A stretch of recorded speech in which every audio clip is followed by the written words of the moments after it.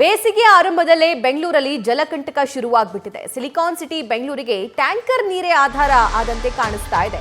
Tanker ನೀರಿನ ಮೊರೆ ಹೋದವರಿಗೆ ದರ ಏರಿಕೆಯ ಶಾಕ್ ಮತ್ತೊಂದು ಕಡೆ ಕಾಡ್ತಾ ಇದೆ. ಟ್ಯಾಂಕರ್ ಮಾಫಿಯಾ ಹಾವಳಿಯಿಂದ 3ರಿಂದ 4 ಪಟ್ಟು ದರ ಏರಿಕೆ ಮಾಡಲಾಗಿದೆ.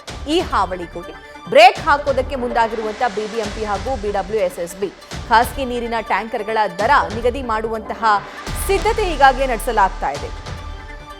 ಇನ್ನು ಸದನದಲ್ಲಿ ಈ ಬಗ್ಗೆ ವಿಪಕ್ಷ ನಾಯಕ ಆರ್ ಅಶೋಕ್ ಕೂಡ ಪ್ರಸ್ತಾಪ ಮಾಡಿದ್ದಾರೆ. ಇದರ ಪ್ರಸ್ತಾಪ ತುಂಬಾನೇ ಅವಶ್ಯಕವಾಗಿ ಆಗಬೇಕಾಗಿತ್ತು. ಆದರೆ ಇದಕ್ಕೆ ಏನ್ ಪರಿಹಾರ, ಏನು ಉತ್ತರ ಕಾದ್ ನೋಡಬೇಕು. ಬೋರ್ ಎಲ್ಲ ನಿಂತೋಗಿದೆ, ಈ ನಡುವೆ ನೀರೇ ಇಲ್ಲ. ನಮ್ಮದು ಕೂಡ ಬೋರ್ ಪ್ರಾಬ್ಲಮ್ ಆಗಿದೆ. ಆದರೆ ಟ್ಯಾಂಕರ್ ಹತ್ರ ಹೋದರೆ ಅವರು ದುಡ್ಡು ಜಾಸ್ತಿ ಕೇಳ್ತಾರೆ. ಕಾವೇರಿ ನೀರು ಕೂಡ ಸರಿಯಾಗಿ ಬಿಡ್ತಿಲ್ಲ. ಅವರು ದುಡ್ಡು ಕರೆಕ್ಟಾಗಿ ತಗೊತಾರೆ, ಆದರೆ ನೀರು ಮಾತ್ರ ಬಿಡ್ತಿಲ್ಲ. ನಮಗೆ ತುಂಬ ಪ್ರಾಬ್ಲಮ್ ಆಗ್ತಿದೆ. 450 350 ಆ ಥರ ತಗೊತಾ ಇದ್ದಾರೆ.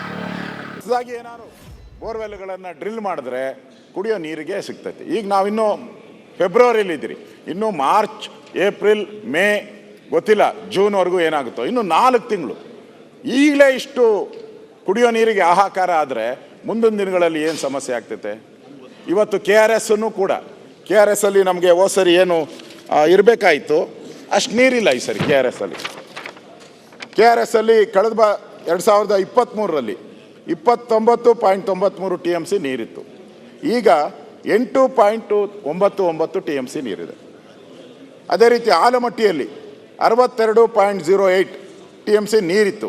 ಈಗ 35.79 TMC ನೀರಿದೆ. ಭದ್ರಾದಲ್ಲಂತೂ ಭಾಳ ಕಷ್ಟದ ಪರಿಸ್ಥಿತಿಯಲ್ಲಿದೆ ಭದ್ರಾ. ನಾನು ಕೇಳಿದೆ, ಜ್ಞಾನೇಂದ್ರ ಅವರಿಗೆ ಕೇಳಿದೆ ಏನು ಸ್ಥಿತಿ ಅಂತ ಹೇಳಿದ್ರೆ, ಮೊದಲೆಲ್ಲ ನದಿಗೆ ಹಾಕ್ಬಿಟ್ಟು ಪಂಪ್ ಹಾಕಿ ಮನೆಗಳಿಗೆ ನೀರು ಕೊಡೋರಂತೆ. ಈಗ ಆ ಪರಿಸ್ಥಿತಿನೇ ಇಲ್ಲ. ಭದ್ರಾದಲ್ಲೂ ಕೂಡ 48.71 TMC ಇದ್ದರೆ 20.04 TMC ನೀರಿದೆ. ಇದು ಇವತ್ತಿನ ಪರಿಸ್ಥಿತಿ. ಈ ಒಂದು ಉಪಯೋಗವನ್ನು ಪಡ್ಕೊಂಡು ಇವತ್ತು ಟ್ಯಾಂಕರ್ಗಳ ಮುಖಾಂತರ, ಟ್ಯಾಂಕರ್ಗಳು ಏನಿತ್ತು 500 ರೂಪಾಯಿಗೆ ನೀರು ಕೊಡ್ತಾಯಿದ್ರು. 500 ರೂಪಾಯಿಗೆ 500 ರೂಪಾಯಿ ನೀರು ಕೊಡ್ತಾ ಇದ್ದಿದ್ದು 3000 4000 ಆಗ್ಬಿಟ್ಟದೆ. ಜನ ಏನ್ ಮಾಡ್ಬೇಕೀಗ? ಜನ ಏನ್ ಮಾಡ್ಬೇಕು? ಅದಕ್ಕೋಸ್ಕರ ನಾನು ಒಂದೇ ನಿಮಿಷದಲ್ಲಿ ಮುಗಿಸ್ಬಿಡ್ತೀನಿ. ಒಂದೇ ನಿಮಿಷ. ಜನ ಆಕಾರ ಇದೆ. ನಮ್ಮ ಅಧಿಕಾರಿಗಳು ಕೇಳಿದ್ರೆ, ಅಧಿಕಾರಿಗಳು ಅವರು ಉತ್ತರಗಳು ನೋಡಿದ್ರೆ ಅದನ್ನು ನಾವ್ಯಾರೂ ಮಾತಾಡೋಕ್ಕೆ ಆಗಲ್ಲ ಉತ್ತರ.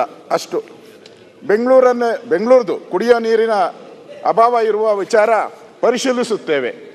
ಅಧಿಕಾರಿಗಳು ಉತ್ತರ ಇದು. ಅಧಿಕಾರಿಗಳು ಪರಿಶೀಲನೆ ಮಾಡ್ತೀರಿ ಅಂತ ಹೇಳ್ತಾ ಇದ್ದಾರೆ. ಇವತ್ತು ಬೋರ್ವೆಲ್ ಹಾಕೋಕ್ಕೂ ಹೊಸ್ದಾಗಿ ಅವಕಾಶ ಇಲ್ಲ.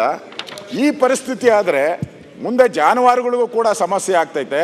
ಆ ದೃಷ್ಟಿಯಿಂದ ನಾನು ಸರ್ಕಾರಕ್ಕೆ ಆಗ್ರಹ ಮಾಡ್ತಾ ಇದ್ದೀನಿ, ನೀವು ರವಿಶಂಕರ್ ಪ್ರತಿ ಗ್ರಾಮ ಪಂಚಾಯತಿ ಹೊಸದಾಗಿ ಬೋರ್ವೆಲ್ ಹಾಕುವಂಥದ್ದಕ್ಕೆ ಅವಕಾಶ ಮಾಡಬೇಕು. ಹೊಸದಾಗಿ ಆದೇಶ ಹೊರಡಿಸ್ಬೇಕು. ಇಲ್ಲ ಅಂದರೆ ಇರೋ PD ಅಕೌಂಟ್ ಯೂಸ್ ಆಗಲ್ಲ. ಹೊಸದಾಗಿ ಬೋರ್ವೆಲ್, ಹೊಸದಾಗಿ ಪ್ರತಿ ಗ್ರಾಮ ಪಂಚಾಯತಿಗೆ ಇಷ್ಟು ಹಣವನ್ನು, ಸುಮಾರು 10 ಲಕ್ಷ ರೂಪಾಯಿ ಹಣವನ್ನು ಪ್ರತಿ ಗ್ರಾಮ ಪಂಚಾಯತಿಗೆ ಒಂದು 10 ಲಕ್ಷ ರೂಪಾಯಿ ಹಣ ಕೊಟ್ಟರೆ ಕುಡಿಯೋ ನೀರಿನ 4 ತಿಂಗಳು ಮೇಂಟೈನ್ ಮಾಡಬೇಕು. 4 ತಿಂಗಳಿಗೆ ಅವಕಾಶ ಆಗ್ತೈತೆ. ಅದಕ್ಕೋಸ್ಕರ ಸರ್ಕಾರ ಕೂಡಲೇ ಗ್ರಾಮ ಪಂಚಾಯತಿ ಹಣವನ್ನು ಬಿಡುಗಡೆ ಮಾಡಬೇಕು. ಅದನ್ನು ಆಗ್ರಹವನ್ನು ಮಾಡ್ತಾ ಇದ್ದೀನಿ.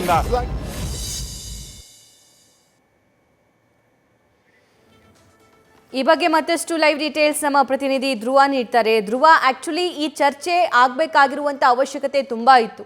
ವಿಪಕ್ಷ ನಾಯಕ ಆರ್ ಅಶೋಕ್ ಕೂಡ ಧ್ವನಿ ಎತ್ತಿದ್ದಾರೆ ಈ ಬಗ್ಗೆ. ಹೊರಗಡೆ ಜನ ಹೇಗೆ ಕಷ್ಟ ಅನುಭವಿಸ್ತಾ ಇದ್ದಾರೆ ಅಂತ.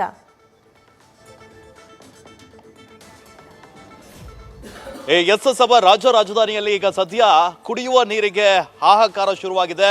ಬೇಸಿಗೆ ಆರಂಭವಾಗ್ತಾ ಇದ್ದಂತೆ ರಾಜಧಾನಿಯಲ್ಲಿ ಕುಡಿಯುವ ನೀರಿಗೆ ಜನ ಪರದಾಡುವಂತಹ ಪರಿಸ್ಥಿತಿ ಇದೆ. ಒಂದ್ ಕಡೆ ಬೋರ್ವೆಲ್ಗಳು ಬತ್ತು ಹೋಗಿದ್ರೆ, ಇನ್ನೊಂದ್ ಕಡೆ ಕಾವೇರಿ ವಾಟರ್ ಕೂಡ ಸರಿಯಾಗಿ ಬರ್ತಾ ಇಲ್ಲ. ಇದರ ನಡುವೆ ಜನರು ಖಾಸಗಿ ಟ್ಯಾಂಕರ್ಗಳ ಮೊರೆ ಹೋಗಿದ್ದಾರೆ. ಆದ್ರೆ ಅಲ್ಲೂ ಕೂಡ ಜನರಿಗೆ ಶಾಕ್ ಎದುರಾಗಿದೆ. ಯಾಕಂತ ಹೇಳಿದ್ರೆ, ಈ ಖಾಸಗಿ ಟ್ಯಾಂಕರ್ಗಳು ಏನು ಯಾವಾಗ ನೀರಿಗೆ ಬೇಡಿಕೆ ಹೆಚ್ಚಾಯ್ತೋ ಆವಾಗಿನಿಂದ ಬೇಕಾಬಿಟ್ಟಿಯಾಗಿ ದರ ವಸೂಲಿಯನ್ನ ಮಾಡ್ತಾ ಇದ್ದಾರೆ. 3ರಿಂದ 4 ಪಟ್ಟು ಹಣವನ್ನ ಪಡಿತಾ ಇದ್ದಾರೆ. ಇದರ ಬೆನ್ನಲ್ಲೇ ಸಾರ್ವಜನಿಕರು ಕೂಡ ಬಿಬಿಎಂಪಿ ಇರ್ಬೋದು, ಹಾಗೆ ಬಿಡಬ್ಲ್ಯೂಎಸ್ಎಸ್ಬಿಗೆ ಮನವಿಯನ್ನ ಕೂಡ ಮಾಡ್ಕೊಳ್ತಾ ಇದ್ದಾರೆ, ದರ ನಿಯಂತ್ರಣವನ್ನ ಮಾಡಿ ಅಂತ. ಇನ್ನು ನಿನ್ನೆ ಶಾಸಕ ST ಸೋಮಶೇಖರ್ ಕೂಡ DK ಶಿವಕುಮಾರ್ ಸಮ್ಮುಖದಲ್ಲಿ ಒಂದು ಜನಸ್ಪಂದನ ಕಾರ್ಯಕ್ರಮ ನಡೀತಾ ಇತ್ತು. ಆ ವೇಳೆ ಕೂಡ ಈ ಒಂದು ವಿಚಾರವನ್ನ ಪ್ರಸ್ತಾಪಿಸಿದ್ದಾರೆ. ಅಂದ್ರೆ ಖಾಸಗಿ ಟ್ಯಾಂಕರ್ನ ಮಾಫಿಯಾ ಈಗ ಬೆಂಗಳೂರಿನಲ್ಲಿ ಹೆಚ್ಚಾಗಿ ನಡೀತಾ ಇದೆ. ನನ್ನ ಕ್ಷೇತ್ರದಲ್ಲಿ ಯಾರು ಕೂಡ ಈ ಒಂದು ಮಾಫಿಯಾವನ್ನ ಮಾಡುವಂತಿಲ್ಲ. 8 ರೂಪಾಯಿ ದರವನ್ನ ಫಿಕ್ಸ್ ಮಾಡಿ ಇಷ್ಟೇ ವಸೂಲಿ ಮಾಡಬೇಕು ಎನ್ನುವಂತಹ ಒಂದು ಖಡಕ್ ಎಚ್ಚರಿಕೆಯನ್ನ ಕೂಡ ನೀಡಿದ್ದಾರೆ. ಇಲ್ಲ ಅಂದ್ರೆ ಸೀಸ್ ಮಾಡ್ತೀವಿ ಅನ್ನುವಂತ ಎಚ್ಚರಿಕೆಯನ್ನ ಕೂಡ ನೀಡಿದ್ದಾರೆ. ಇದರ ಬೆನ್ನಲ್ಲೇ ಈಗ ಸದ್ಯ ಈ ಒಂದು ಟ್ಯಾಂಕರ್ಗಳಿಗೆ ಯಾರು ದರ ನಿಯಂತ್ರಣವನ್ನ ಮಾಡಬೇಕು, ದರವನ್ನ ನಿಗದಿಪಡಿಸಬೇಕು ಎನ್ನುವಂತ ಚರ್ಚೆ ಇಲ್ಲಿ ಶುರುವಾಗ್ತಾ ಇದೆ.